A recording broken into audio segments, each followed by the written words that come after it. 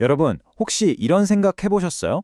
왜 완벽해 보이는 헌신의 약속이 거절당하고 오히려 흠이 좀 있는 진심이 더 가치 있다고 할까요? 오늘 이 오래된 수수께끼를 함께 풀어보면서 진짜 헌신이 뭔지 한번 알아보겠습니다. 자, 바로 이 질문으로 시작해 볼게요. 아니, 왜 지도자가 완벽한 추종자를 거절했을까요? 생각해보면 따르는 사람이 많을수록 좋은 거잖아요. 그쵸? 바로 이 점이, 이 역설이 오늘 우리가 파헤칠 미스터리의 가장 중요한 부분입니다. 오늘 우리가 살펴볼 사건 파인에는 두 사람이 등장합니다. 한 명은 서기관, 그리고 다른 한 명은 제자입니다. 이 두 사람 다 보세요. 예수를 따르겠다고 정말 열정적으로 그리고 또 아주 합리적으로 보이는 제안을 하거든요. 근데 놀랍게도 둘 다 거절당해요. 자, 그럼 첫 번째 사건부터 한번 들여다볼까요? 바로 서기관이 했던 그 완벽해 보였던 약속입니다. 선생님이 어디로 가시든 저는 무조건 따르겠습니다. 와, 정말 강력하고 조건 없는 맹세처럼 들리지 않나요? 이 말만 들어보면 와, 저 사람의 의지는 정말 확고하구나, 순종하려는 마음이 대단하구나 싶죠. 뭐 하나 흠잡을 데가 없어 보여요. 그쵸? 그런데 예수님의 대답이 정말 예상 밖이었어요.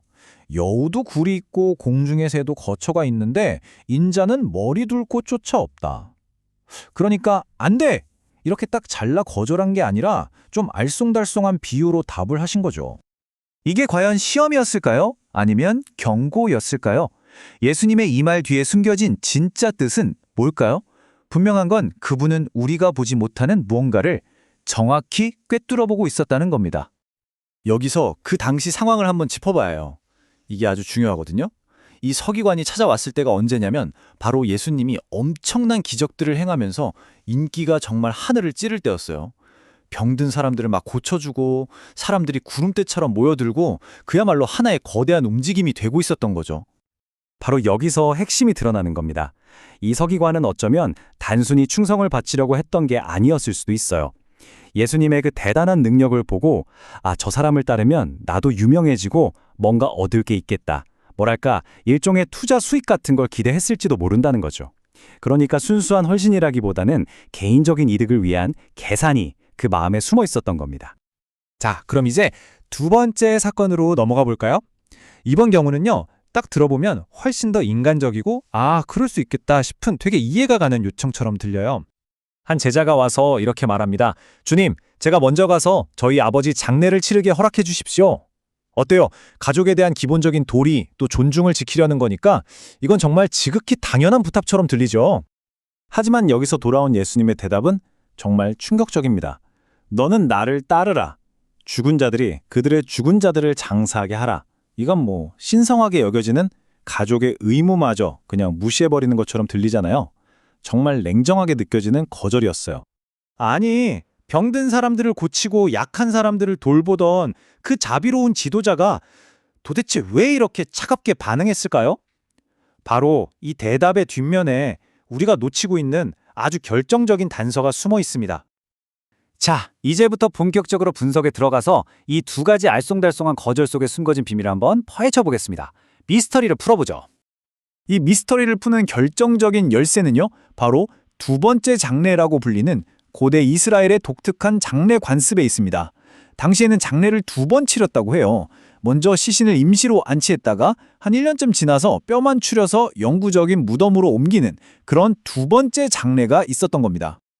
아하, 바로 이거였어요. 그러니까 이 제자는 며칠짜리 장려 휴가를 달라고 한 게 아니었던 거죠. 그는 바로 그 두 번째 장례를 치르기 위해서 무려 1년이라는 긴 시간을 달라고 하고 있었던 겁니다. 겉으로 보기에는 가족에 대한 당연한 의무처럼 보였지만 사실은 자신의 헌신을 1년이나 뒤로 미루려는 아주 중대한 핑계였던 셈입니다.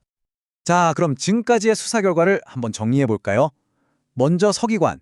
겉으로면 완벽한 충성을 맹세했지만 그 속에는 개인적인 이득을 챙기려는 숨은 동기가 있었죠. 그리고 제자, 가족에 대한 의무를 내세웠지만 사실 그건 헌신보다 세상의 일을 먼저 처리하겠다는 우선순위의 문제였습니다. 결국 둘 다 겉으로 보이는 모습과 진짜 속마음이 달랐던 거죠. 자, 이제 거의 다 왔습니다. 이 두 사건이 우리에게 주는 교훈을 종합해서 핵심적인 진실이 무엇인지 한번 이야기해 보겠습니다. 그러니까요, 핵심은 바로 이거예요. 반듯한 가짜보다 허술한 진짜가 낫다. 겉으로 아무리 완벽해 보여도 그게 거짓된 헌신이라면 의미가 없다는 거죠. 차라리 좀 부족하고 흠이 있더라도 그 마음이 진짜인 게 훨씬 더 낫다는 겁니다. 이 오래된 이야기가 오늘을 살아가는 우리에게도 굉장히 중요한 질문을 던져주는 것 같아요. 어떻게 하면 진짜가 될 수 있을까? 두 가지 단계로 생각해 볼 수 있을 것 같아요. 첫 번째는 나의 왜를 점검해 보는 거예요. 나는 왜 이것에 헌신하려고 하지? 그 진짜 동기를 들여다보는 거죠. 그리고 두 번째는 나의 첫 번째가 무엇인지 정의하는 겁니다. 내 삶에서 정말로 진정으로 가장 중요한 우선순위는 과연 무엇인가 하고 말이죠. 자, 오늘 이야기를 마무리하면서 마지막으로 여러분 자신에게 한번 질문을 던져보셨으면 좋겠습니다. 혹시 내 삶 속에서 품이 좀 있더라도 진실된 나 자신으로 있기보다는 완벽한 연기를 선택하고 있는 부분은 없으신가요?